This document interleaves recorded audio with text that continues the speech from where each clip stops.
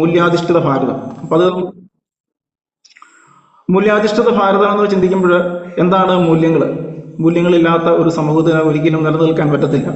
ഇപ്പം ഞങ്ങളൊക്കെ ബി.എഡിനൊക്കെ പഠിച്ചപ്പോൾ മൂല്യങ്ങളെക്കുറിച്ച് ഞങ്ങൾക്ക് പഠിക്കാനുണ്ട്. എഡ്യൂക്കേഷൻ ഫിലോസഫി എന്ന് പറയും. അപ്പം അതിനകത്ത് what are the eternal values of life എന്നൊരു ചോദ്യമുണ്ട്. അപ്പം അതിനകത്ത് പറയുന്നത് ട്രൂത്ത്, ഗുഡ്നെസ്, ബ്യൂട്ടി എന്നാണ്. അപ്പം അത് മലയാളത്തിൽ പറഞ്ഞാൽ സത്യം, ശിവം, സുന്ദരം, ഇതാണ് മൂല്യങ്ങൾ. ഈ മൂല്യങ്ങൾ ഉറച്ചെങ്കിൽ മാത്രം, ഈ മൂല്യങ്ങളിൽ ഉറച്ചുള്ള ഒരു ജീവിതമാണ് അല്ലെങ്കിൽ ഒരു ജീവിത വീക്ഷണമാണ് ഒരു മനുഷ്യനെ മഹത്വമുള്ളവനാക്കി മാറ്റുന്നത്. അത് TCGയിൽ നമുക്കത് കാണാനായിട്ട് സാധിക്കും. അദ്ദേഹത്തിൻ്റെ സംസാരം അല്ലെങ്കിൽ അദ്ദേഹത്തിൻ്റെ ഒരു ഉൾക്കാഴ്ച ഇതൊക്കെ വ്യക്തമാക്കുന്നത് ഈ മൂല്യങ്ങളിൽ അധിഷ്ഠിതമായിട്ടുള്ള ഒരു നവഭാരത നിർമ്മാണത്തിലൂടെ ജനങ്ങളെ പ്രബുദ്ധരാക്കി മാറ്റുക. അപ്പോൾ അവർക്ക് അതിലൂടെ കെട്ടിപ്പടുക്കുന്ന ഒരു ഇന്ത്യ, അതാണ് അദ്ദേഹത്തിൻ്റെ സ്വപ്നം. അപ്പം അതിനായിട്ട് അദ്ദേഹം മുമ്പോട്ട് വെക്കുന്ന ആശയങ്ങൾ നമുക്ക് ഉൾക്കൊള്ളാൻ പറ്റുകയും അതനുസരിച്ച് നമ്മുടെ ജീവിതത്തെ ക്രമീകരിക്കാൻ സാധിക്കുകയും ചെയ്യുമ്പോഴാണ് RCMൽ നമ്മളൊരു നല്ല മനുഷ്യനായിട്ട് മാറുന്നത്. ഒരു നല്ല മനുഷ്യനായാൽ മാത്രമേ നമുക്ക് എത്ര സമ്പത്തുണ്ടായാലും മറ്റെന്തെല്ലാം നേട്ടങ്ങളുണ്ടായാലും അതെല്ലാം സമൂഹത്തിനും കുടുംബത്തിനും വ്യക്തിക്കും പ്രയോജനപ്രദമായ രീതിയിൽ അത് ഉപയോഗപ്പെടുത്തുവാൻ കഴിയൂ എന്നാണ് നമുക്ക് മനസ്സിലാക്കാൻ സാധിക്കുന്നത്. പിന്നീട് നമുക്ക് ഇതിനകത്ത് ഇതിൻ്റെ ഓരോ ലക്ഷ്യങ്ങളെക്കുറിച്ചും അല്ലെങ്കിൽ ഇതിൻ്റെ ഓരോ ഉദ്ദേശങ്ങളെക്കുറിച്ചും ഒക്കെയുള്ള കാഴ്ചപ്പാടുകളാകുമ്പോൾ ആദ്യമായിട്ട് നമുക്ക് പറയാൻ പറ്റുന്നത് ആരോഗ്യ സംരക്ഷണത്തെക്കുറിച്ചാണ്. പ്രധാനമായിട്ടും നമുക്ക് ആരോഗ്യമുള്ള ഒരു സമൂഹമാണ് നമുക്ക് ആവശ്യമായിട്ടുള്ളത്. ഇന്നിപ്പോൾ നമുക്കറിയാം ആരോഗ്യത്തിൻ്റെ കാര്യത്തിൽ നമ്മുടെ ലോകത്ത് വളരെയധികം സങ്കീർണതകൾ വന്ന് ഭവിക്കുന്നതായിട്ട് നമുക്ക് കാണാൻ സാധിക്കും. ഇപ്പം കൊറോണ എന്നുള്ള ഒരു അസുഖം വന്നു കഴിഞ്ഞപ്പോഴാണ് നമ്മളതിൻ്റെ വലിയൊരു ഭയപ്പെടുത്തൽ നമുക്ക് മനസ്സിലാക്കാനായിട്ട് സാധിച്ചത്. അപ്പോൾ ആരോഗ്യത്തെ തന്നെ നമുക്ക് പ്രധാനമായിട്ടും രണ്ടായിട്ട് കാണാം, അല്ലേ? ശരീരത്തിൻ്റെ ആരോഗ്യവുമുണ്ട്, മനസ്സിൻ്റെ ആരോഗ്യമുണ്ട്. ഇത് രണ്ടും അഭേദമായിട്ടും വളരെയധികം ബന്ധപ്പെട്ട് കിടക്കുന്നതാണ്. ഇപ്പോൾ ശരീരത്തിന് ആരോഗ്യം ഉണ്ടെങ്കിൽ മാത്രമേ മനസ്സിൻ്റെ ആരോഗ്യവും സുരക്ഷിതമായിരിക്കത്തുള്ളൂ. മനസ്സിൻ്റെ ആരോഗ്യവും ശരീരത്തിൻ്റെ ആരോഗ്യവും പരസ്പരം ബന്ധപ്പെട്ട് കിടക്കുന്നതാണ്. അപ്പോൾ ഇതിനെ നമുക്ക് എങ്ങനെ RCMലൂടെ അല്ലെങ്കിൽ RCM എന്ന ഈ പ്രസ്ഥാനത്തിലൂടെ നമുക്ക് എങ്ങനെ ഇത് മനസ്സിലാക്കാൻ പറ്റും എന്നുള്ള ഒരു സങ്കല്പമാണ് ഞാൻ ആദ്യം ഇവിടെ പറയാനായിട്ട് ഉദ്ദേശിക്കുന്നത്. ഇപ്പം ആരോഗ്യം, ശരീരത്തിൻ്റെ ആരോഗ്യം. ഇപ്പം നല്ല ഭക്ഷണമാണ് നമുക്ക് നല്ല ആരോഗ്യം പ്രദാനം ചെയ്യുന്നത്. ഇന്നിപ്പോൾ നമുക്ക് നല്ല ഭക്ഷണം കിട്ടുന്നുണ്ടോ എന്ന് ചോദിച്ചു കഴിഞ്ഞാൽ കിട്ടുന്നില്ല എന്ന് തന്നെയാണ് ഉത്തരം. പക്ഷേ RCMൽ നമുക്കത് ഉണ്ട്. അതിനെ എങ്ങനെ നമുക്ക് സമൂഹത്തിൽ മറ്റുള്ളവർക്ക് കാണിച്ചു കൊടുക്കാൻ പറ്റും? അത് നമ്മുടെ അനുഭവത്തിലൂടെ ആകുമ്പോൾ അതിന് ഒരു നേർസാക്ഷ്യമുണ്ട്. അല്ല വെറുതെ പറയുകയില്ല, വെറുതെ പരസ്യത്തിൽ പറയുന്നത് പോലെ, വെറുതെ നമ്മൾ പരസ്യക്കാർ പറയുന്നത് പോലെ എന്തെങ്കിലുമൊക്കെയുള്ള വർണ്ണനകൾ ചാലിച്ചല്ല നമ്മൾ പറയുന്നത്, നമ്മുടെ അനുഭവത്തിലൂടെ പറയുന്നത്. അപ്പോൾ അനുഭവത്തിലൂടെ പറയുന്ന ആ ഒരു പറച്ചിൽ അല്ലെങ്കിൽ ആ ഒരു വാക്കുകൾക്ക് നമ്മളിൽ വിശ്വാസമുള്ളവർ അതിനകത്ത് വില നൽകുന്നതായിട്ട് നമുക്ക് കാണാനായിട്ട് സാധിക്കും.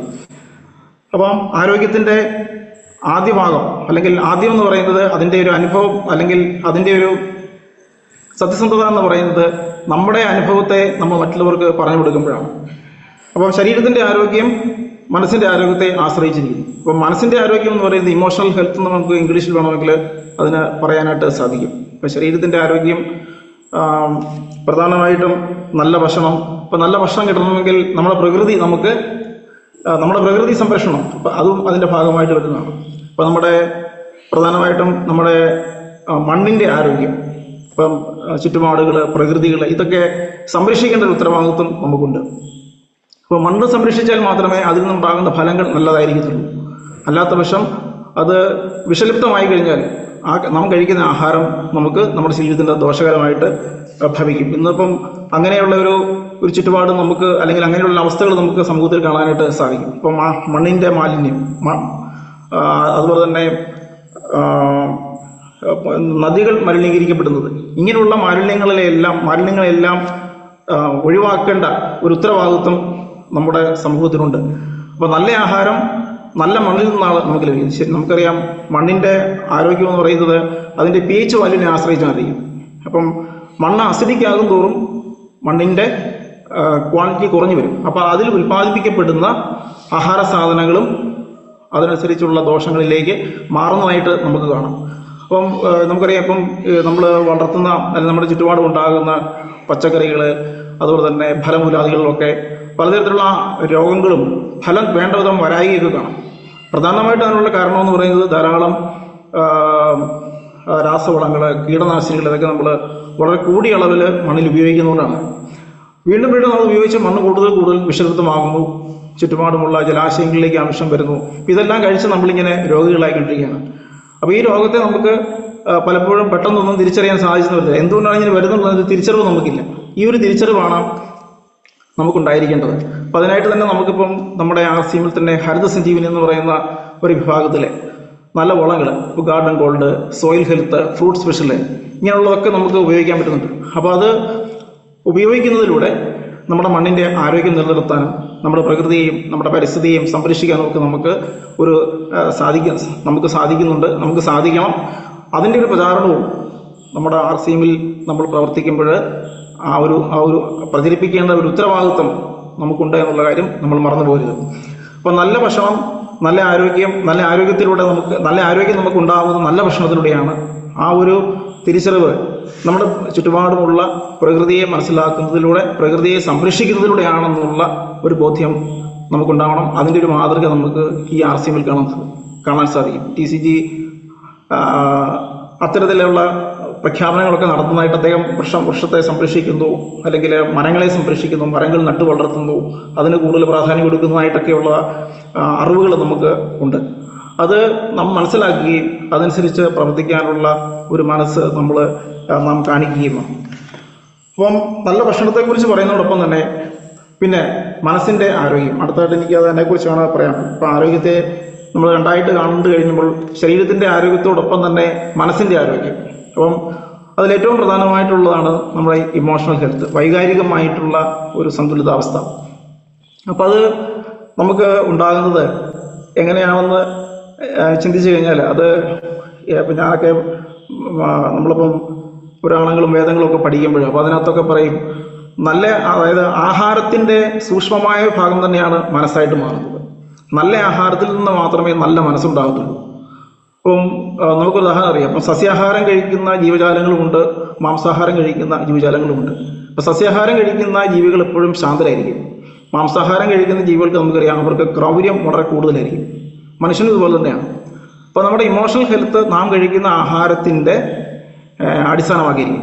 അപ്പം അതുകൊണ്ട് RCM ഒരു വെജിറ്റേറിയൻ സങ്കല്പത്തിലാണ് അത് ഊന്നി നിൽക്കുന്നത്. ഇപ്പോൾ സസ്യാഹാരത്തെ കൂടുതൽ പ്രൊമോട്ട് ചെയ്യുകയാണ്. കാരണം അത് നമ്മുടെ വേദങ്ങളിൽ നമുക്കത് കാണാൻ സാധിക്കും. അപ്പം ലോകത്ത് സസ്യാഹാരത്തിന് ഏറ്റവും കൂടുതൽ പ്രചാരം കൊടുക്കുന്നതും പ്രാധാന്യം കൊടുക്കുന്നതും അത് ജീവിതത്തിൽ കാണിച്ചു കൊടുക്കുന്നതുമായ ഒരു സംസ്കാരം ഭാരതത്തിൻ്റെത് മാത്രമാണ്. മറ്റ് പാശ്ചാത്യ രാജ്യങ്ങളിലൊന്നും നമുക്കത് കാണാൻ സാധിക്കത്തില്ല. അപ്പോൾ സസ്യാഹാരത്തിൻ്റെ ആ പ്രാധാന്യം, അപ്പം അത് നമ്മുടെ മനസ്സിൻ്റെ ആരോഗ്യത്തെ കൂടുതലായിട്ടും ബലപ്പെടുത്തുന്നതാണ്. അല്ലെങ്കിൽ മനസ്സിൻ്റെ ആരോഗ്യത്തെ ഉദ്ദേശിച്ചുകൊണ്ട് നമ്മുടെ പൂർവികർ ചെയ്തു വെച്ചിരിക്കുന്നതാണ്. മാത്രമല്ല നമ്മുടെ പ്രകൃതി എന്ന് പറയുന്നത് തന്നെ ശരീരത്തിൻ്റെ ഒരു പ്രകൃതിയുണ്ട്. ചുറ്റുപാടുമുള്ള പ്രകൃതി എന്നതുപോലെ തന്നെ നമ്മുടെ ശരീരത്തിൻ്റെ ഒരു പ്രകൃതിയുണ്ട്. ശരീരത്തിൻ്റെ പ്രകൃതി എന്ന് പറയുന്നത് സസ്യാഹാരത്തെ സ്വീകരിക്കത്തക്ക രീതിയിലാണ്. കാരണം മാംസാഹാരം കഴിക്കുന്ന ജീവികളുടെ അവയവ ഘടന നമുക്കറിയാം, നോക്കിയാൽ അറിയാം. മാംസാഹാരം കഴിക്കുന്ന ജീവികളുടെ പല്ലുകൾക്ക് കൂർമ്മത, അവരുടെ ആന്തരിക അവയവങ്ങളിലെ അതായത് കുടലുകളുടെ നീളം കുറവായിരിക്കും, അവരുടെ ഉമിനീര് അസ്ഥിറ്റിക്കായിരിക്കും. അതേസമയം മനുഷ്യൻ്റെ നേരെ തിരിച്ചാണ്. നമ്മുടെ പല്ലുകൾ പരന്നതാണ്, നമ്മുടെ ഉമിനീര് ആൽക്കലൈനാണ്, നമ്മുടെ ആന്തരിക അവയവങ്ങൾക്ക് നീളം കൂടുതലുണ്ട്. അപ്പോൾ അങ്ങനെ ഒരു ക്രമീകരണം പ്രകൃതി തന്നെ ഇതിനകത്ത് വരുത്തിയിട്ടുണ്ട്. അപ്പോൾ പ്രകൃതിക്ക് വിധേയമായ ഭക്ഷണം കഴിക്കുമ്പോൾ മാത്രമാണ് നമ്മൾ മാനസികമായിട്ടും ശാരീരികമായിട്ടും ആരോഗ്യമുള്ളവരാകുന്നത്. അപ്പോൾ ആ ആരോഗ്യ നിയമങ്ങളെ തെറ്റിച്ചുകൊണ്ടാണ് പലപ്പോഴും നമ്മൾ ആഹാരം കഴിക്കുന്നതും പലതരത്തിലുള്ള വിഹാരങ്ങളിൽ ഏർപ്പെട്ട് നമ്മൾ അറിയാതെ രോഗികളായിട്ട് മാറുന്നു. അപ്പോൾ ഇതിനെല്ലാം ഒരു പരിഹാരം എന്ന നിലയിൽ RCM നമുക്ക് വലിയൊരു മാതൃക അല്ലെങ്കിൽ വലിയൊരു സംവിധാനം തന്നെ ഇതിനകത്ത് നമുക്കായിട്ട് നൽകിയിട്ടുണ്ട്. അത് ഉൾക്കൊള്ളാനും അതനുസരിക്കാനും അല്ലെങ്കിൽ അത് നമ്മൾ മനസ്സിലാക്കുകയും നമ്മളത് അനുഷ്ഠിക്കുകയും മറ്റുള്ളവർക്ക് പറഞ്ഞു കൊടുക്കുകയും. അപ്പം അങ്ങനെ ശരീരത്തിൻ്റെ ആരോഗ്യത്തോടൊപ്പം തന്നെ മനസ്സിൻ്റെ ആരോഗ്യത്തെയും ബലപ്പെടുത്താനുള്ള അല്ലെങ്കിൽ അതിനെയും നിലനിർത്തിക്കൊണ്ട് പോകാനുള്ള ഒരു അറിവ് നമുക്കെപ്പോഴും ഉണ്ടായിരിക്കും. അപ്പോഴും മാത്രമാണ് നമ്മൾ സമൂഹത്തോട് അല്ലെങ്കിൽ ഈ സമൂഹത്തിലെ ഒരു നല്ല മനുഷ്യനായിട്ട് മാറാനായിട്ട് നമുക്ക് സാധിക്കുകയുള്ളൂ. അതുപോലെ തന്നെ നല്ല പുസ്തകങ്ങൾ വായിക്കുക, സ്ഥലഗ്രന്ഥങ്ങൾ പാരായണം ചെയ്യുക, നല്ല സൗഹൃദങ്ങൾ വെച്ച് പുലർത്തുക, ഇതെല്ലാം അതോടൊപ്പം തന്നെ നമ്മൾ ചെയ്തു പോകേണ്ട കാര്യങ്ങളാണ്. അപ്പോൾ വായിക്കുന്ന പുസ്തകങ്ങൾ അല്ലെങ്കിൽ വായിക്കുന്ന ഗ്രന്ഥങ്ങൾ നമ്മുടെ മനസ്സിൻ്റെ ഭക്ഷണമാണ്. അപ്പോൾ വായനയുടെ ഒരു ആനന്ദം, നല്ല ഗ്രന്ഥങ്ങൾ വായിക്കുന്നതിൻ്റെ ഒരു ആവശ്യകത, നല്ല സൗഹൃദങ്ങൾ പുലർത്തേണ്ടതിൻ്റെ ഒരു ആവശ്യകത, ഇത് നമ്മുടെ മനസ്സിൻ്റെ ആരോഗ്യത്തെ മെച്ചപ്പെടുത്തുന്നതാണ്. ഇപ്പോൾ പലപ്പോഴും നമ്മൾ ഭയം ജനിപ്പിക്കുന്ന പല പരാമർശങ്ങളും പല വാർത്തകളും ഒക്കെ നമ്മുടെ ചുറ്റുപാടുമൊക്കെ ഇങ്ങനെ എപ്പോഴും വന്നുകൊണ്ടിരിക്കും. ഇപ്പോൾ മീഡിയാസിനൊക്കെ കൂടുതൽ താല്പര്യം അങ്ങനെയുള്ള വാർത്തകൾക്കൊക്കെയാണ്. നമ്മളൊരു ഭയം ജനിപ്പിക്കുക, ആ ഭയത്തെ മുതലെടുത്തുകൊണ്ട് അവിടെ ഒരു കച്ചവട താല്പര്യം ഉണ്ടാക്കിയെടുക്കുക, അല്ലെങ്കിൽ രോഗങ്ങളുടെ ഭീതി ജനിപ്പിക്കുക. ഇത്തരത്തിലുള്ള ഭീതികളിൽ നിന്നൊക്കെ നമുക്ക് അകന്നു നിന്നുകൊണ്ട് നമ്മുടെ മനസ്സിനെ ശക്തിപ്പെടുത്തണമെങ്കിൽ നമ്മുടെ അല്ലെങ്കിൽ മാനസികമായിട്ടുള്ള ആരോഗ്യം നമുക്കെപ്പോഴും ഉണ്ടായിരിക്കണം. അതിന് നമ്മളെ കൂടുതൽ സഹായിക്കുന്നതാണ് യോഗ, പ്രാണായാമം മുതലായ മെഡിറ്റേഷൻ മുതലായ കാര്യങ്ങൾ. അതും നമുക്ക് RCMന്റെ ഗുരുതൽ പരിപാടികളൊക്കെ നമുക്കത് കാണാനായിട്ട് സാധിക്കും. അപ്പം അങ്ങനെ നമുക്ക് നമ്മുടെ മനസ്സിൻ്റെയും ശരീരത്തിൻ്റെയും ആരോഗ്യത്തിന് ഉതകുന്നതായ, അതിനെ കൂടുതൽ മെച്ചപ്പെടുത്തുന്നതായ ഒരു സംവിധാനം ഇതിനകത്തുണ്ട്. അതിൻ്റെയൊക്കെ കൂടുതൽ വിശദീകരണങ്ങൾ അല്ലെങ്കിൽ വിശദാംശങ്ങൾ അല്ലെങ്കിൽ അതിൻ്റെയൊക്കെ കൂടുതൽ പ്രാധാന്യം നമ്മൾ ഉൾക്കൊള്ളുകയും അത് സമൂഹത്തെ അല്ലെങ്കിൽ നമ്മുടെ ചുറ്റുപാടുള്ളവർക്ക് നമ്മൾ മനസ്സിലാക്കി കൊടുക്കുകയും ചെയ്തുകൊണ്ട് വേണം ഈ പ്രസ്ഥാനത്തിലൂടെ മുമ്പോട്ട് പോകാൻ എന്നാണ് എനിക്ക് ഈ അവസരത്തിൽ ഇവിടെ പറയുവാനായിട്ടുള്ളത്. അതുപോലെ തന്നെ നമ്മുടെ ആയുർവേദ ഗ്രന്ഥങ്ങൾ, അപ്പോൾ ആയുർവേദത്തിൻ്റെ ഒരുപാട് അതുമായി ബന്ധപ്പെട്ട ഒരുപാട് ഉൽപ്പന്നങ്ങൾ ഇന്ന് RCMനകത്തുണ്ട്. പ്രത്യേകിച്ച് നമുക്കറിയാം പഞ്ചതുളസി, അതുപോലെ തന്നെ ഉദരസഭ, ഇങ്ങനെയുള്ള ആയുർവേദ ഉൽപ്പന്നങ്ങൾ നമ്മൾക്ക് RCMയിലൂടെ വളരെ ഫലപ്രദമായ രീതിയിൽ യാതൊരു മായവും ഇല്ലാതെ തന്നെ നമുക്ക് ഇന്ന് ഉപയോഗിക്കാൻ പറ്റുന്നുണ്ട്. അപ്പോൾ അതിൻ്റെയൊക്കെ ഒരു ഗുണഭോക്താവ് കൂടിയാണ് ഞാൻ. എൻ്റെ വീട്ടിൽ എല്ലാവർക്കും അത് പലർക്കും വീട്ടിലെ കുടുംബാംഗങ്ങൾക്കൊക്കെ പല അവസരങ്ങളിൽ അത് വളരെയധികം പ്രയോജനപ്പെട്ടിട്ടുണ്ട്. ഇപ്പോൾ നമുക്കറിയാം, നമുക്ക് പലപ്പോഴും അസുഖങ്ങൾ വരുമ്പോൾ പ്രധാനമായിട്ടും നമുക്ക് അസുഖങ്ങൾ വരുന്നതിനുള്ള കാരണങ്ങൾ എന്ന് പറയുന്നത് ശരീരത്തിൽ അടിഞ്ഞു കൂടുന്ന മാലിന്യങ്ങളാണ്. ഈ മാലിന്യങ്ങളെ നമുക്ക് പുറത്തേക്ക് കളയാൻ ശരീരം പല മാർഗങ്ങൾ ഉപയോഗിക്കും. പല മാർഗങ്ങളുണ്ട്. അതിലൊന്നാണ് മലവിസർജനം, അതുപോലെ ഛർദ്ദിൽ, ഇങ്ങനെയൊക്കെ നമ്മളെ വിയർപ്പ്, ഇങ്ങനെയൊക്കെയാണ് ഇത് ശരീരത്തിലുള്ള മാലിന്യങ്ങളെ പുറത്തേക്ക് കളയുന്നത്. അപ്പോൾ അത് പ്രധാനപ്പെട്ട ഒരു മാലിന്യം അല്ലെങ്കിൽ നമ്മൾ ഭക്ഷണത്തിൻ്റെ അവശിഷ്ടങ്ങൾ അത് വൻകൂടലിലൂടെ പുറത്തേക്ക് തള്ളിപ്പോകും. പലപ്പോഴും ഇതിങ്ങനെ കെട്ടിക്കടന്നു കഴിയുമ്പോഴാണ് നമുക്ക് പലതരത്തിലുള്ള അസുഖങ്ങളൊക്കെ കൂടുതലായിട്ടും പ്രധാനമായിട്ടും വരുന്നത്. ഇന്നത്തെ നമ്മുടെ ഭക്ഷണങ്ങളൊക്കെ പലപ്പോഴും ഈ കോൺസ്റ്റിപ്പേഷൻ അല്ലെങ്കിൽ മലബന്ധത്തെ ഉണ്ടാക്കുന്നത്, പ്രത്യേകിച്ച് എണ്ണയിൽ വറുത്തത്, അതുപോലെ തന്നെ മാംസാഹാരങ്ങൾ, ഇതൊക്കെ നമ്മൾ കൂടുതലായിട്ട് കഴിച്ചു കഴിയുമ്പോൾ നമുക്ക് ഈ മലബന്ധം ഉണ്ടാകാൻ വളരെയുള്ള സാധ്യത കൂടുതലാണ്. അപ്പം എല്ലാ രോഗങ്ങളുടെയും ഒരു മാതാവ് എന്ന് വേണമെങ്കിൽ പറയാം ഈ മലബന്ധത്തെ അല്ലെങ്കിൽ കോൺസ്റ്റിപ്പേഷനെ. അപ്പം അത് പലപ്പോഴും ഇതൊക്കെ ആൾക്കാർക്ക് പുറത്ത് പറയാനുള്ള ഒരു നാണം അല്ലെങ്കിൽ ലജ്ജയൊക്കെ ഉണ്ട്. അപ്പോൾ അത് ആരും പറയത്തില്ല, അത് കുഴപ്പമൊന്നുമില്ല എന്നുള്ള രീതിയിലൊക്കെ അങ്ങ് നിൽക്കും. അപ്പോൾ ഈ ഇത്തരത്തിലുള്ള ശരീര മാലിന്യങ്ങളെ പുറത്തേക്ക് കളയുന്ന സംവിധാനത്തിന് ഭംഗം നേരിടുമ്പോഴാണ് രോഗത്തിൻ്റെ ഒരു ആരംഭം. ഇത്തരത്തിലുള്ള പലതരത്തിലുള്ള വിഷാംശങ്ങൾ നമ്മുടെ ശരീരത്തിൽ അത് കെട്ടിക്കിടക്കുകയും ക്രമേണ അത് പല അസുഖങ്ങളായിട്ട് ക്യാൻസർ വരെയുള്ള രോഗങ്ങൾക്ക് കാരണമാകുന്നതായിട്ട് പഠനങ്ങൾ തെളിയിച്ചിട്ടുണ്ട്. ഇതിൻ്റെയൊക്കെ ഒരു പ്രാഥമിക ലക്ഷണമായിട്ട് പലപ്പോഴും പനി ഒക്കെ ആയിരിക്കും വരുന്നത്. ആദ്യം പനി വരും, കൂടെ പനി വരും. അപ്പം നമ്മൾ ഡോക്ടറെ പോയി കാണും, ഡോക്ടർ കുറച്ച് മരുന്ന് തരും, ആ മരുന്ന് കഴിക്കും, ആ പനി അങ്ങോട്ട് മാറും. വീണ്ടും നമ്മൾ പഴയ പോലെയൊക്കെ അങ്ങ് ജീവിക്കും. നമുക്ക് കാര്യങ്ങളെല്ലാം മനസ്സിലാകുന്നില്ല. വീണ്ടും നമ്മൾ ഡോക്ടറെ കാണും. അങ്ങനെ നമ്മൾ പോയി അവസാനം നമ്മൾ കുറച്ച് നാൾ കഴിയുമ്പോൾ, കുറേ പ്രായമായി കഴിയുമ്പോഴത്തേക്ക് ക്യാൻസർ രോഗം വരുന്നു. ഇന്നിപ്പോൾ നമുക്കറിയാം, പണ്ട് പനി പോലെയാണെന്ന് ക്യാൻസർ രോഗം ഇന്ന് നമ്മുടെ സമൂഹത്തിൽ വന്നുകൊണ്ടിരിക്കുന്നത്. അപ്പോൾ ഇങ്ങനെയുള്ള അസുഖങ്ങളൊക്കെ വരുന്നതിൻ്റെ കാരണങ്ങൾ നമ്മൾ അറിഞ്ഞിരിക്കണം. അപ്പോൾ അതിനുള്ള ഒരു ഉപാധി അല്ലെങ്കിൽ ഒരു മാർഗം, ഒരു അന്വേഷണം നമ്മുടെ ഭാഗത്തു നിന്ന് എപ്പോഴും ഉണ്ടായിരിക്കണം.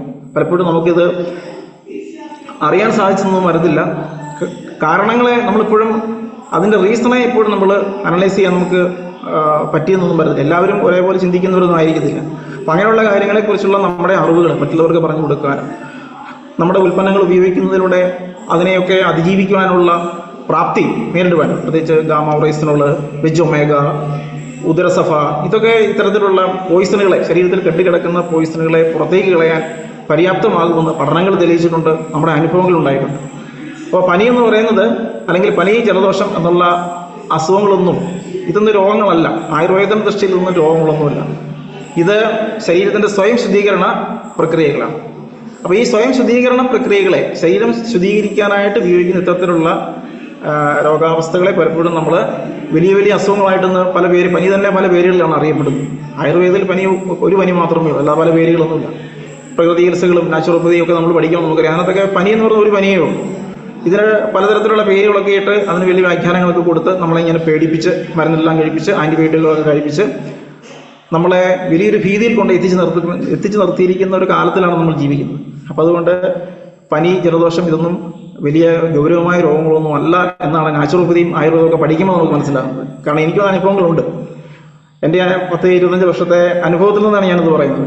അപ്പോൾ എനിക്ക് കോവിഡ് വന്നപ്പോൾ ഞാനൊന്നും വാക്സിൻ ഒന്നും എടുത്തൊന്നുമില്ല. ഇവിടെ ഞങ്ങൾ രണ്ടുപേരും, ഞാൻ മാനസികമൊന്നും വാക്സിൻ ഒന്നും എടുത്തൊന്നുമില്ല. കാരണം അറിയായിരുന്നു ഇതിനകത്ത് പലതരത്തിലുള്ള വ്യാജമുണ്ടെന്ന് മനസ്സിലായതുകൊണ്ട് തന്നെയാണ് എടുക്കാതിരുന്നത്.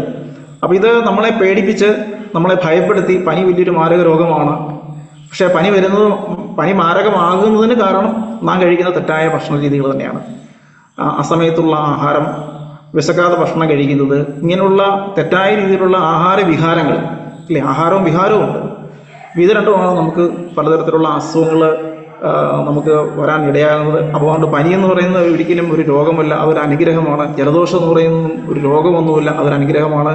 കാരണം നമ്മുടെ ശരീരത്തെ ശുദ്ധീകരിക്കുന്ന ഒരു സംവിധാനമാണ്. അപ്പോൾ അതിന് ഒരു ആശ്വാസപരമായ രീതിയിൽ നമുക്ക് ആർക്കെങ്കിലും ഇപ്പോൾ പഞ്ചതുളസി ഡ്രോപ്പ് യാതൊരു പാർശ്വഫലവും കൂടാതെ നമുക്ക് ധൈര്യമായിട്ട് ഉപയോഗിക്കാം. അപ്പോൾ അത് ഉപയോഗിക്കാനുള്ള ഒരു അറിവ്, അല്ലെങ്കിൽ അത് വളരെ ധൈര്യത്തോടുകൂടി ഉപയോഗിക്കാനുള്ള ഒരു അറിവ് നമുക്കുണ്ടായെങ്കിൽ മാത്രമേ അത് നമുക്ക് ഉപയോഗിച്ച് അത് ഫലം കാണാനും അത് മറ്റുള്ളവർക്ക് പറഞ്ഞു കൊടുക്കാനും പറ്റത്തുള്ളൂ. ചിലർക്ക് അത് ഉപയോഗിച്ച് ചിലരത് സ്വീകരിക്കണമെന്നൊന്നുമില്ല പെട്ടെന്ന് പറഞ്ഞു കഴിഞ്ഞാൽ. പക്ഷെ നമ്മുടെ ഭക്ഷണത്തിൽ വരുന്ന തെറ്റുകൾ തിരുത്തിക്കൊണ്ട് ഇത്തരത്തിലുള്ള ഔഷധങ്ങൾ അല്ലെങ്കിൽ ആഹാര വസ്തുക്കൾ നാം ഉപയോഗിക്കുമ്പോൾ നമുക്കതിൽ നിന്ന് മോചനവും അല്ലെങ്കിൽ ആ അസുഖത്തെ നമുക്ക് വേണ്ട തരത്തിൽ മാറ്റിയെടുക്കാനും നമുക്ക് സാധിക്കുന്നതായിട്ട് എൻ്റെ അനുഭവത്തിൽ എനിക്ക് ഉണ്ടായിട്ടുണ്ട്. അപ്പം ഞാൻ എൻ്റെ വ്യക്തിപരമായ അറിവുകളും അനുഭവങ്ങളുമാണ് നിങ്ങളുമായിട്ട് പങ്കുവെക്കുന്നത്. ഇത് ഒരു ഡോക്ടർ പറയുന്ന രീതിയിലൊന്നും ഞാൻ പറയുന്നതല്ല, എൻ്റെ അനുഭവം ഞാൻ നിങ്ങളുമായിട്ട് ഷെയർ ചെയ്യുന്നു. അപ്പം പഞ്ചതുളസിയും അതുപോലെ തന്നെ ഉദരസഭയൊക്കെ വളരെ ഫലപ്രദമായ രീതിയിൽ എനിക്ക് എൻ്റെ അനുഭവത്തിൽ ഉണ്ടായിട്ടുണ്ട്, കുടുംബാംഗങ്ങൾക്കുണ്ടായിട്ടുണ്ട്. അതാണ് ഞാനിവിടെ നിങ്ങളോട് പറയാൻ ആഗ്രഹിക്കുന്നത്. അപ്പം പറഞ്ഞത് അതുപോലെ തന്നെ നമ്മൾ അസുഖങ്ങൾ വരുന്നത്, രോഗങ്ങൾ വരുന്നതിൻ്റെ മറ്റൊരു കാരണമായിട്ട് നമ്മൾ കാലങ്ങൾ മാറി വരുമ്പോഴാണ്. ഇപ്പോൾ ആയുർവേദത്തിൽ നമുക്കറിയാം മഴക്കാലമുണ്ട്, വേനൽക്കാലമുണ്ട്. ഇങ്ങനെയുള്ള ഈ കാലങ്ങൾ മാറുന്നതനുസരിച്ച് നമുക്ക് ഇപ്പം അസുഖങ്ങൾ വരാൻ സാധ്യതയുണ്ട്. അപ്പോൾ ഇത് പ്രധാനമായിട്ട് ഇങ്ങനെ വരാനുള്ള കാരണം നമ്മുടെ ഇമ്മ്യൂണിറ്റി പവർ, അതായത് ശരീരത്തിൻ്റെ പ്രതിരോധ സംവിധാനം തകരാറിലാകുന്നതുകൊണ്ടാണ്. അപ്പോൾ ശരീരത്തിൻ്റെ പ്രതിരോധ സംവിധാനത്തെ ശക്തിപ്പെടുത്താനായിട്ട് നമുക്കിവിടെ ലഭ്യമായിരിക്കുന്ന അപ്പം ബെജോമേഗ പോലെയുള്ളത് അല്ലെങ്കിൽ ഗാമോറൈസിനുള്ള ഇതൊക്കെ നമുക്ക് ഉപയോഗിക്കാവുന്നതാണ്. അതുപോലെ തന്നെ നാം കഴിക്കുന്ന ഭക്ഷണത്തിൽ ഇപ്പോൾ നമ്മൾ പ്രധാനമായിട്ടും കൂടുതലും മലയാളികളുടെ ആഹാരം എന്ന് പറയുന്നത് അരി ആഹാരം അല്ലെ. നമ്മൾ കൂടുതൽ പ്രത്യേകിച്ച് നമ്മുടെ അരിയുടെ പോരായ്മ നമുക്കറിയാം. തവിട് കളഞ്ഞ അരിയാണ് നമ്മൾ കൂടുതൽ ഉപയോഗിക്കുന്നത്. അപ്പോൾ അത് എന്തുമാത്രം വെളുപ്പിക്കാമോ അത്രയും വെളുപ്പിച്ച അരിയാണ് നമുക്ക് ഉപയോഗിക്കുന്നത്.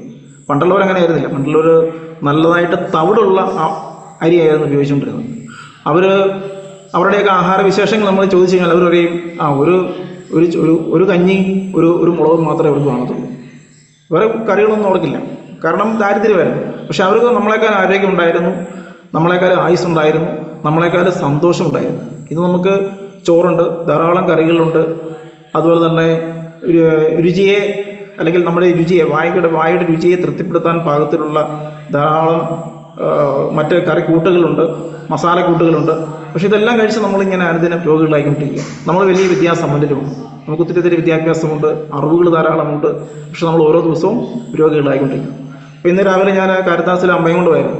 അപ്പോൾ അവിടെ നിൽക്കുന്ന രോഗികളെ ഞാൻ നോക്കിക്കഴിഞ്ഞപ്പോൾ കൂടുതലും ചെറുപ്പക്കാരാണ് രോഗികളായിട്ട് നിൽക്കുന്നത്. പ്രായമായവരെക്കാളും കൂടുതലും ചെറുപ്പക്കാരാണ് ഡോക്ടറെ കാണാനായിട്ട് നിൽക്കുന്നത്. ഓരോ സെക്ഷനും ഇപ്പോൾ ഗ്യാസ്ട്രോ ആയാലും ഓർത്തോ ആയാലും ഒക്കെ കൂടുതൽ ചെറുപ്പക്കാരാണ് നിൽക്കുന്നത്.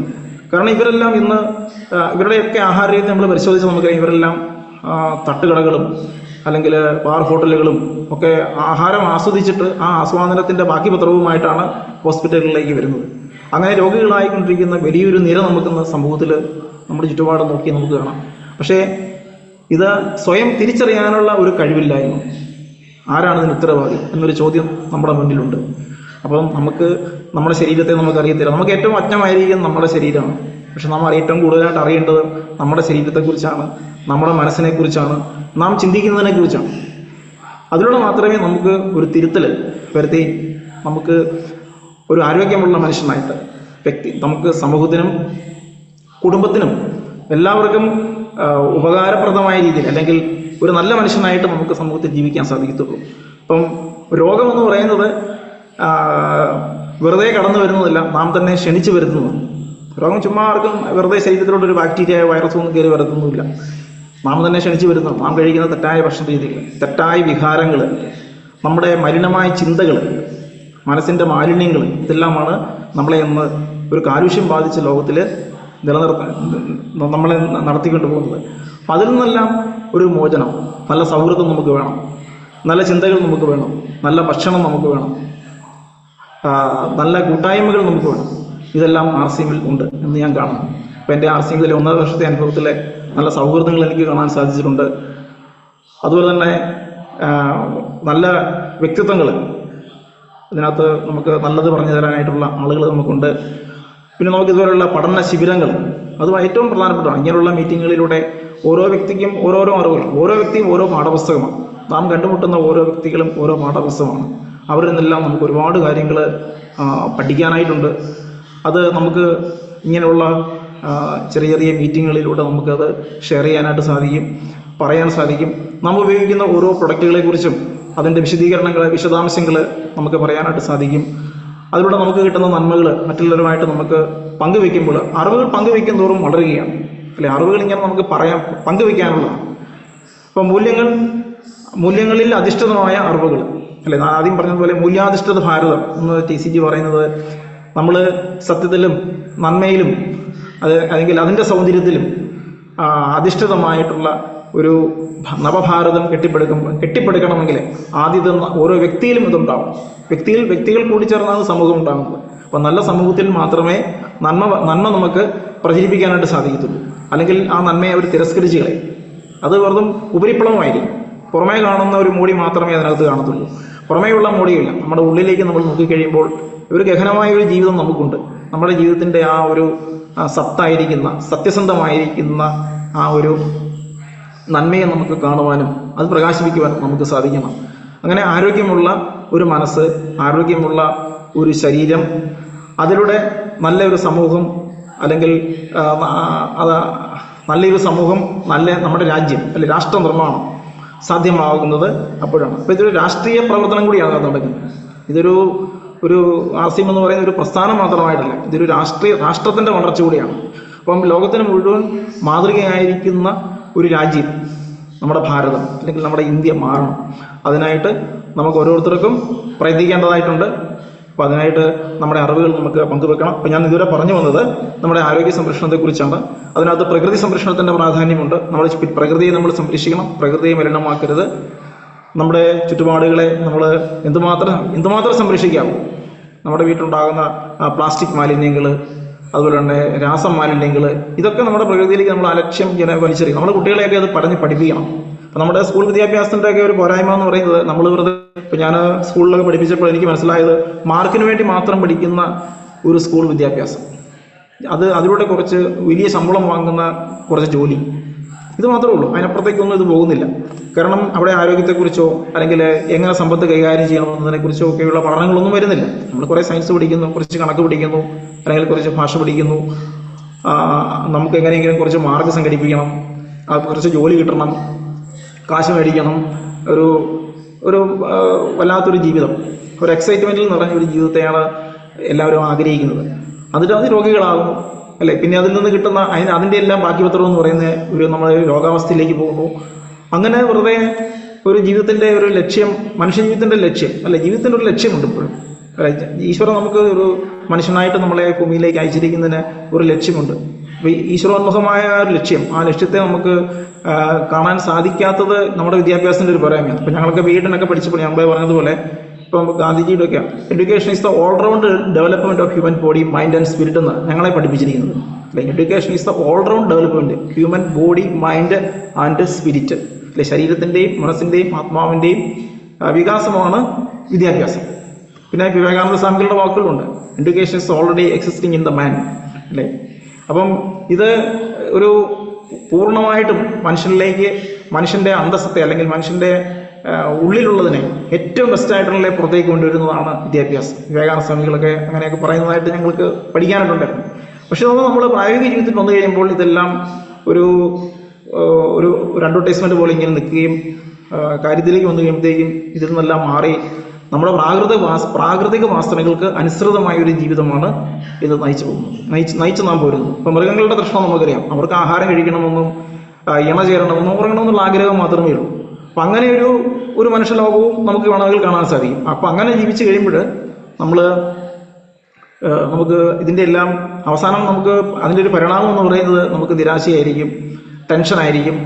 ആത്മഹത്യയിൽ നിന്ന് കേരളം നമ്പർ 1 ആണ്. ധാരാളം ആത്മഹത്യകൾ വരുന്നു, കുടുംബ കലഹങ്ങൾ വരുന്നു. ഇതെല്ലാം വരുന്നതിന് പ്രധാന കാരണം ഇത്തരത്തിൽ ഈ ഇത്തരത്തിലുള്ള മൂല്യങ്ങളിൽ നിന്ന് അകന്നുകൊണ്ടുള്ള മൂല്യങ്ങളെ മനസ്സിലാക്കാതെ. ഇപ്പം സത്യം എന്ന് പറയുമ്പോൾ നമുക്ക് അതൊരു 2 വാക്കാണ്, സത്യം. ഇപ്പം സത്യം എന്ന് പറയുന്നത് വെറും ഒരു വാക്ക് മാത്രമല്ല, അതൊരു അനുഭവമാണ് അല്ലെ. സത്തായത്, യഥാർത്ഥമായത്. കാണുന്നതല്ല സത്യം, കാണപ്പെടാത്തതാണ് സത്യം അല്ലെ. കാണുന്നതിനേക്കാൾ ഉപരിയായിട്ട് കാണപ്പെടാത്തൊരു സത്യമുണ്ട്. ആ സത്യത്തെ നമ്മൾ സാക്ഷാത്കരിക്കുന്നത് നമുക്ക് സാക്ഷാത്കരിക്കാൻ സാധിക്കുന്നത് നമ്മുടെ ഗുരുക്കന്മാരിൽ നിന്നുകൂടിയാണ്. അപ്പോൾ ഇന്ന് നല്ല ഗുരുക്കന്മാർ നമുക്കില്ല. നല്ല ഗുരുക്കന്മാരൊക്കെ എവിടെ പോയി എന്നുള്ളതിന് ഉത്തരവില്ല. ഇന്ന് കുമാരനാശാനെ പോലെയോ അല്ലെങ്കിൽ വള്ളത്തോളിനെ പോലെയുള്ള മഹാകവികളൊന്നും നമുക്കില്ല. അപ്പോൾ അവരൊക്കെ പറഞ്ഞു തന്ന ഒരുപാട് മഹത് കാര്യങ്ങൾ നമ്മളൊക്കെ സ്കൂളുകളിലൊക്കെ പഠിച്ചിട്ടുണ്ട്. അങ്ങനെയുള്ള കാര്യങ്ങളൊന്നും നമുക്ക് കേൾക്കാനോ കാണാനോട്ടൊന്നുമില്ല. അപ്പം അതിൻ്റെയൊക്കെ ഒരു തിരിച്ചുവരവ് നമുക്കൊന്നുണ്ടാവണം. അപ്പോൾ നമ്മുടെ ഈ ഒരു സംരംഭത്തിൽ അല്ലെങ്കിൽ ഈ കൂട്ടായ്മയിൽ, ഈ മീറ്റിങ്ങുകളിൽ നമ്മൾ ഒരുപാട് കാര്യങ്ങൾ നമ്മൾ പറയുന്നുണ്ട്, ചർച്ച ചെയ്യുന്നുണ്ട്.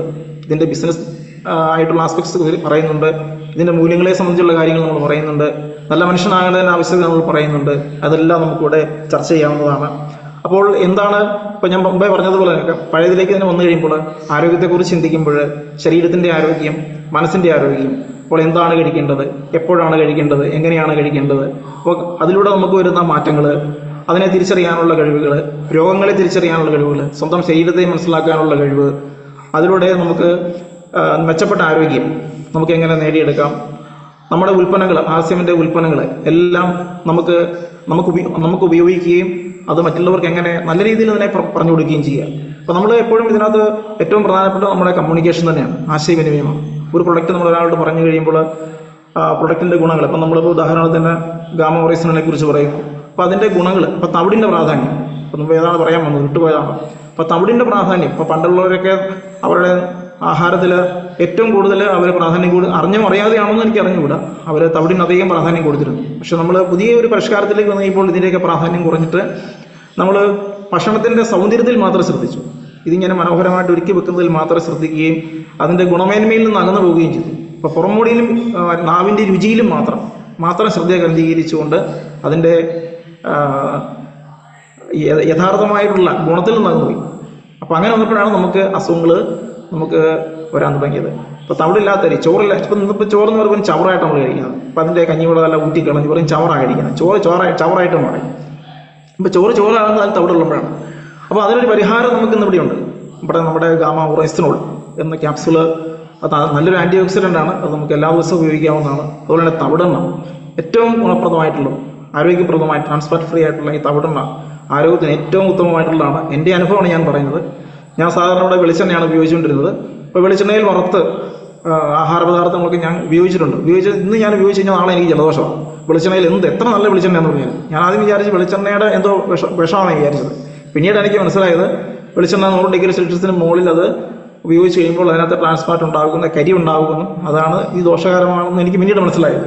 അപ്പോൾ ആർസിഎമ്മിൻ്റെ ക്ലാസ്സിലൂടെ വന്നപ്പോഴാണ് എനിക്കത് മനസ്സിലായത് ശരിക്കും പറഞ്ഞാൽ. പക്ഷേ അവസാനം തവിടെണ്ണയിൽ ആഹാരം പാചകം ചെയ്ത് അല്ലെങ്കിൽ അതിനകത്ത് വറുത്ത് എന്തെങ്കിലും കഴിച്ചു കഴിഞ്ഞാൽ എനിക്കിപ്പോൾ യാതൊരു പ്രശ്നങ്ങളുമില്ല, യാതൊരു ആരോഗ്യ പ്രശ്നങ്ങളുമില്ല. ധൈര്യമായിട്ട് തന്നെ ഞാനത് ഉപയോഗിക്കുന്നുണ്ട്.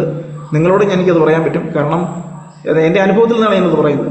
അപ്പം അങ്ങനെ തവിടിൻ്റെ ഒരു മഹത്വം നമുക്ക് ഈ ലോകത്തെ എന്ന് അറിയിച്ചുകൊണ്ടിരിക്കുന്ന ഒരു മഹാപ്രസ്ഥാനമാണ് ആർസിഎം. അപ്പോൾ അത് നമുക്ക് മറ്റുള്ളവർക്ക് പറഞ്ഞു കൊടുക്കാം, പ്രചരിപ്പിക്കാം. ഇന്നിപ്പോൾ ആൾക്കാരെല്ലാം ഇതിന് രുചിയില്ലെന്നാണ് പറയുന്നത്. അപ്പോൾ രുചിയാണോ വലുത്, ഗുണമാണോ വലുതെന്നുള്ളത് ഒരു ചോദ്യമുണ്ട്. അപ്പോൾ അതിന് മനുഷ്യൻ്റെ വിവേകമാണ് അതിന് ഉത്തരം പറയേണ്ടത്. അപ്പോൾ നമ്മളൊക്കെ മൃഗങ്ങളെ പോലെയല്ല. മൃഗങ്ങൾ കഴിക്കുന്ന പ്രകൃതിക്ക് അനുസരിച്ചാണ്, അവരുടെ പ്രകൃതിക്ക് അനുസരിച്ചാണ് കഴിക്കുന്നത്. അപ്പോൾ മനുഷ്യൻ ആഹാരം കഴിക്കുമ്പോൾ മനുഷ്യൻ്റെ ഒരു വിവേകത്തിൻ്റെ ഒരു അംശം അല്ലെ, നമുക്ക് വിവേകത്തോടു കൂടി അതിനെ സമീപിക്കാൻ സാധിക്കണം. വിവേകമാണ് നല്ലത് ഏതാണ് ചീത്ത ഏതാണ് തിരിച്ചറിഞ്ഞ് രുചിയെ മാറ്റി നിർത്തിയിട്ട് അതിൻ്റെ ഗുണത്തിന് പ്രാധാന്യം കൊടുത്തുകൊണ്ട് ഉപയോഗിക്കാനുള്ള ഒരു പാകത, ഒരു തിരിച്ചറിവ് നമുക്ക് ഉണ്ടാവണം. അങ്ങനെ നമ്മളത് ഉപയോഗിക്കുകയും ഏതും ശീലിച്ച് കഴിയുമ്പോൾ നമുക്ക് അതിനെ വശപ്പെട്ട് നമുക്കത് കിട്ടും. അപ്പം അങ്ങനെ ഉപയോഗിക്കാനുള്ള ഒരു ആർജവം, അത് പറയാനുള്ള ഒരു ധൈര്യം, അത് മറ്റുള്ളവർക്ക് മനസ്സിലാക്കി കൊടുക്കാനുള്ള ഒരു ആശയവിനിമയമായിട്ടുള്ള നമ്മുടെ ഒരു പ്രായോഗികമായിട്ടുള്ള കഴിവ്, അതൊക്കെ ഉണ്ടാകുമ്പോഴാണ് നമ്മൾ RCMൽ ഈ ഉൽപ്പന്നങ്ങൾ ഉപയോഗിക്കുന്നതിലൂടെയും അത് പ്രചരിപ്പിക്കുന്നതിലൂടെയുമുള്ള ഒരു നന്മ സമൂഹത്തിന് സാധ്യമാകുന്നതാണ് ഞാൻ വിശ്വസിക്കുന്നത്. അപ്പോൾ ഇത് ഇന്ന് ഏകദേശം ഇന്ന് എൻ്റെ വീട്ടിൽ RCMൻ്റെ ഏകദേശം എല്ലാ പ്രൊഡക്റ്റുകളും തന്നെ ഉപയോഗിക്കുന്നുണ്ട്. പ്രധാനമായിട്ടും ഇവിടെ എനിക്ക് ഏറ്റവും കൂടുതൽ ഈയിടെ ഞാൻ ഉപയോഗിച്ച മറ്റൊരു പ്രൊഡക്റ്റ് ഈ നമ്മുടെ സ്വച്ഛത ഡിറ്റോസ് ഗ്രീൻ ടീ. ഈ ഗ്രീൻ ടീ ഇത് ഏറെ ഗുണപ്രദമായിട്ട് എനിക്കത് തോന്നി. ഞാനതൊരു പരീക്ഷണാടിസ്ഥാനത്തിൽ ഉപയോഗിച്ച് നോക്കിയതാണ്. ഇത് നമ്മുടെ ശരീരത്തിലുള്ള ടോക്സിനുകളെയൊക്കെ ഇപ്പോൾ കൂടെ പനി, അതല്ലെങ്കിൽ ജലദോഷം ഇങ്ങനെയൊക്കെ വരുന്നവർക്കൊക്കെ ഉപയോഗിക്കാൻ പറ്റിയ വളരെ നല്ലൊരു ഉൽപ്പന്നമാണ് RCM ഡിറ്റോസ് ഗ്രീൻ ടീ എന്നുള്ളത്. നിങ്ങളത് ഉപയോഗിച്ച് നോക്കണം. ഒരു പ്രാവശ്യങ്ങളിലേക്ക് ഒന്ന് ഉപയോഗിച്ച് നോക്കണം. നിങ്ങൾ പലരും ഉപയോഗിക്കുന്നതായിരിക്കാം, പക്ഷേ എൻ്റെ അനുഭവമാണ് ഞാനിവിടെ പറഞ്ഞത്. അപ്പോൾ അത് നമുക്ക് നമ്മുടെ വീട്ടിൽ നമ്മുടെ വരുന്ന ഗസ്റ്റുകൾക്കൊക്കെ നമുക്ക് അത് പരിചയപ്പെടുത്തി കൊടുക്കാം. നമ്മുടെ സ്വീകരണ മുറിയിൽ ഇത് വെക്കാം, ഡിസ്പ്ലേ വാളിലൊക്കെ വെക്കാം. അപ്പോൾ അത് ഇപ്പം ഞാൻ യാദൃശ്യമായിട്ടൊക്കെ പറഞ്ഞെന്നുള്ളതേ ഉള്ളൂ. അപ്പോൾ അങ്ങനെ ഇനി അടുത്തായിട്ട് ഇതുവരെ പറഞ്ഞു വന്നത് RCMൻ്റെ നമ്മുടെ പ്രൊഡക്റ്റുകൾ ഉപയോഗിക്കുന്നതിൻ്റെ നന്മകൾ, ആരോഗ്യ സംരക്ഷണം. അപ്പോൾ ഇതെല്ലാം നിങ്ങളുടെ ജീവിതത്തിൽ നിങ്ങൾ ഉൽപ്പന്നങ്ങൾ ഉപയോഗിക്കുന്നതിലൂടെയും അതിൻ്റെ നന്മകൾ സ്വയം മനസ്സിലാക്കുകയും അത് മറ്റുള്ളവർക്ക് പറഞ്ഞു കൊടുക്കുകയും ചെയ്യുമ്പോഴാണ് നമ്മൾ ഈ ഒരു പ്രസ്ഥാനത്തിൻ്റെ ഭാഗമായിട്ട് നിൽക്കുമ്പോൾ അത് വലിയൊരു സാമൂഹ്യ നന്മയായിട്ട് മാറുന്നതെന്നാണ് എനിക്ക് പറയാനുള്ളത്. പിന്നെ ഇന്ന് നാം നമ്മുടെ ചുറ്റുപാടുമുള്ള പല സങ്കീർണമായിട്ടുള്ള പല കാര്യങ്ങളെയും കുറിച്ച് നമ്മൾ മനസ്സിലാക്കുമ്പോൾ, ഇന്ന് നമ്മുടെ ആരോഗ്യത്തെ സംബന്ധിച്ച് കൂടുതലായിട്ട് ചിന്തിക്കുമ്പോൾ, അല്ലെങ്കിൽ കുറച്ചും കൂടെ ഗഹനമായിട്ട് ചിന്തിക്കുമ്പോൾ എനിക്ക് ഇവിടെ പറയാനുള്ളത് നമ്മുടെ പലതരത്തിലുള്ള വ്യായാമങ്ങളെ കുറിച്ചുകൂടെ പറഞ്ഞിട്ട് ഞാനതങ്ങ് അവസാനിപ്പിക്കാം. അപ്പോൾ എക്സർസൈസിൻ്റെ പ്രാധാന്യം. അപ്പോൾ നമ്മുടെ ശരീരത്തിൽ ടോക്സിൻസ് പുറത്തു പോകുന്നത്, ശരീരത്തിലെ വിഷാംശങ്ങൾ പുറത്തു പോകുന്നതിലെ എക്സർസൈസിനുള്ള പ്രാധാന്യം വളരെ വലുതാണ്. അപ്പോൾ പണ്ടുള്ളവർക്കൊക്കെ സ്വാഭാവികമായിട്ട് തന്നെ വ്യായാമം ഉണ്ടായിരുന്നു. അവർ ധാരാളം നടക്കുമായിരുന്നു, പറമ്പിലൊക്കെ കൃഷിയിടത്തിലൊക്കെ പണിയെടുക്കുമായിരുന്നു. ഇന്ന് അങ്ങനെയൊന്നുമില്ല. നമ്മൾ കൂടുതൽ വാഹനത്തിലാണ് യാത്ര. ചെറിയൊരു ദൂരങ്ങൾ പോലും നമ്മൾ വാഹനത്തിലാണ് യാത്ര ചെയ്യുന്നത്. അപ്പോഴാണ് നമ്മൾ TCG ഒക്കെ ഞാൻ സൈക്കിളിൽ പോകുന്നതായിട്ടുള്ള ചിത്രങ്ങളൊക്കെ ഞാൻ കണ്ടത്. അപ്പോൾ അദ്ദേഹം വലിയൊരു മനുഷ്യനാണ്. അദ്ദേഹത്തിന് വേണമെങ്കിൽ വാഹനത്തിൽ എപ്പോഴും സഞ്ചരിക്കാം. പക്ഷെ അദ്ദേഹത്തിൻ്റെ സൈക്കിളിലൊക്കെ സഞ്ചരിക്കുന്ന ചിത്രം നമ്മളൊക്കെ വളരെ അത്ഭുതത്തോടെയാണ് നോക്കിക്കാണുന്നത്. അദ്ദേഹത്തിന് എന്താ ഇങ്ങനെ എന്നൊക്കെയുള്ളത്. പക്ഷെ അതൊരു എക്സർസൈസിൻ്റെ ഭാഗമാണ്, അല്ലെങ്കിൽ അതൊരു ലാളിത്യത്തിൻ്റെയും കൂടെ ഭാഗമാണ്. അപ്പോൾ അങ്ങനെ വ്യായാമത്തിന് നമ്മൾ പ്രാധാന്യം കൊടുക്കുക. ഇപ്പം നമ്മുടെ ശരീരം നന്നായിട്ട് വിയർക്കുമ്പോൾ നമ്മുടെ കിഡ്നിയുടെ പകുതി പണി കുറയുകയാണ്. ഇപ്പോൾ വിയർപ്പിലൂടെ ധാരാളം വിഷാംശങ്ങൾ പുറത്തേക്ക് പോകാനായിട്ട് സാധിക്കും. അപ്പോൾ ശരീരം വിയർക്കേണ്ടതിൻ്റെ ഒരു ആവശ്യകത. അപ്പോൾ നമ്മൾ നല്ല ആഹാരം കഴിച്ചുകൊണ്ട് മാത്രമായില്ല ശരീരം വിയർക്കണം. വിയർപ്പിൻ്റെ പ്രാധാന്യം. അതുപോലെ തന്നെ നമ്മുടെ പറമ്പിലൊക്കെ നമ്മുടെ ചുറ്റുപാടുമുള്ള കൃഷിയിടങ്ങളിലൊക്കെ നമ്മൾ പണിയൊക്കെ ചെയ്യണം. അതായിട്ട് നമ്മൾ ഫലവർഗ്ഗങ്ങളൊക്കെ നമ്മൾ നട്ടു വളർത്തണം. അതിനായിട്ട് നിങ്ങൾ RCMൻ്റെ വളങ്ങളൊക്കെ ഉപയോഗിക്കണം. ഇപ്പം ഗാർഡൻ ഗോൾഡ്, സോയിൽ ഹെൽത്ത്, ഇതൊക്കെ നമുക്ക് നമ്മുടെ പറമ്പിലൊക്കെ നമ്മളത് ഉപയോഗിക്കുമ്പോൾ അതൊരു നമുക്കൊരു എക്സർസൈസും ആകും. നമുക്ക് നല്ല വിഷമില്ലാത്ത നല്ല പച്ചക്കറികളും നല്ല പഴങ്ങളൊക്കെ നമുക്ക് ഉപയോഗിക്കാനും സാധിക്കും. അപ്പം അത് നിങ്ങളെല്ലാവരും ചെയ്തു നോക്കണം. അപ്പോൾ അത് ചെയ്യുക മാത്രമല്ല, നമ്മളതൊക്കെ ഉൽപ്പാദിപ്പിക്കുകയും അതൊക്കെ ചെയ്തിട്ട് മറ്റുള്ളവരെ കാണിച്ചു കൊടുക്കുകയൊക്കെ വേണം. മറ്റു ചുറ്റുപാടുള്ളവരെയൊക്കെ കാണിക്കണം. അങ്ങനെ ഒരു പ്രചരണവും നമ്മൾ നടത്തണം. അപ്പം ഞാൻ അതിൻ്റെ ചെറിയൊരു പരിശ്രമത്തിലാണ്. ഞാൻ എൻ്റെ കൃഷിയിടത്തിൽ, ഇപ്പോൾ എനിക്കൊരു 1.5 ഏക്കർ സ്ഥലമൊക്കെ ഉണ്ട്. ഈ കൃഷിയിടത്തിൽ RCMൻ്റെ എല്ലാ വളങ്ങളും ഞാൻ വാങ്ങിച്ചു വെച്ചിട്ടുണ്ട്. ഇവിടെ ഹരിതസഞ്ജീവൻ്റെ എല്ലാ വളങ്ങളും, അതായത് സോയിൽ ഹെൽത്ത് ഉണ്ട്, ഫുഡ് സ്പെഷ്യൽ ഉണ്ട്, ഗാർഡൻ ഗോൾഡ് ഉണ്ട്, ഡിഫൻഡർ ഉണ്ട്, പിന്നെ റാപ്പിഡ് മേടിച്ചിട്ടുണ്ട്. അതുപോലെ തന്നെ പിന്നെ വേറെ ഉണ്ട്, ഒരു സ്പ്രേ മേടിച്ചിട്ടുണ്ട്.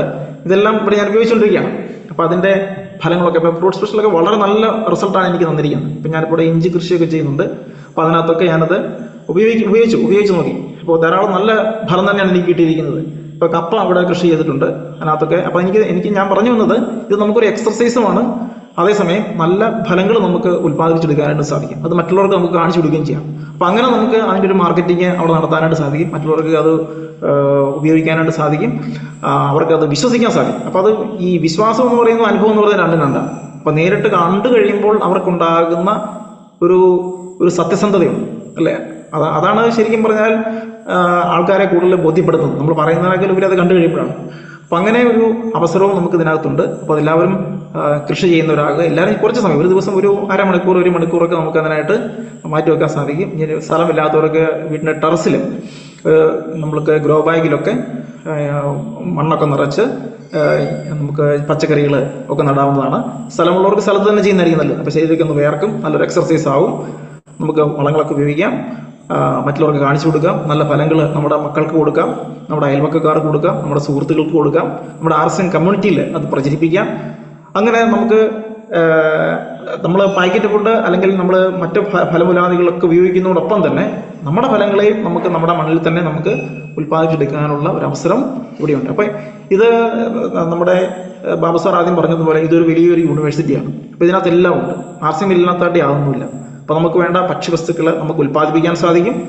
നമുക്ക് ആർസിഎം ഷോപ്പിൽ പോയി വിശ്വാസത്തോടെയുള്ള നല്ല ഉൽപ്പന്നങ്ങൾ നമുക്ക് വാങ്ങിക്കാൻ സാധിക്കും. അങ്ങനെ ആരോഗ്യമുള്ള ഒരു ശരീരവും അതോടൊപ്പം തന്നെ സദ്ഭാവത്തിലൂടെ നല്ല ചിന്തകൾ മനസ്സിൽ വെച്ച് പുലർത്തുമ്പോൾ ആരോഗ്യമുള്ള ഒരു മനസ്സ് നമുക്ക് ഉണ്ടാക്കിയെടുക്കാനായിട്ട് സാധിക്കും. അപ്പോൾ അങ്ങനെ ഒരു നല്ല മനുഷ്യനായിട്ട് TCG ബാസ് നമ്മളോട് ആദ്യം പറഞ്ഞതുപോലെ ഒരു മൂല്യാധിഷ്ഠിത ഭാരതത്തെ കെട്ടിപ്പടുക്കാൻ, ഒരു നല്ല സമൂഹത്തെ കെട്ടിപ്പടുക്കാൻ, നല്ല തലമുറകളെ സൃഷ്ടിക്കാൻ, നല്ല ആരോഗ്യമുള്ള ഒരു സമൂഹം, ആരോഗ്യമുള്ള ഒരു സമൂഹമാണ്, ഒരു ജനതയാണ് ഒരു സമൂഹത്തിൻ്റെ നട്ടെല്ലെന്ന് പറയുന്നത്. അല്ലാത്ത പക്ഷം അത് നമുക്ക് കൂടുതൽ നിരാശാജനകവും നമ്മളെ കൂടുതൽ രോഗങ്ങളിലേക്കും മാനസികമായും ശാരീരികമായ രോഗങ്ങളിലേക്കും തള്ളിവിടുന്നതായിരിക്കും. അങ്ങനെയൊന്നും വരാത്ത ഒരു നല്ല തലമുറയെ സൃഷ്ടിക്കുന്ന ഒരു വലിയൊരു യൂണിവേഴ്സിറ്റിയായിട്ട്, ഒരു സ്കൂളായിട്ട്, നമ്മളെല്ലാം അവിടുത്തെ അധ്യാപകരായിട്ട് മറ്റുള്ളവർക്ക് നന്മ പറഞ്ഞു കൊടുക്കുന്ന നല്ല മനുഷ്യരായിട്ട് മാറാൻ നമുക്ക് സാധിക്കണം. അതിനായിട്ടുള്ള ഒരു പരിശ്രമം നമ്മുടെ ഭാഗത്തുനിന്ന് ഉണ്ടാവണം. അതിനായിട്ട് എല്ലാവർക്കും സാധിക്കട്ടെ എന്ന് ഞാൻ ഈ അവസരത്തിൽ ആശംസിക്കുന്നു.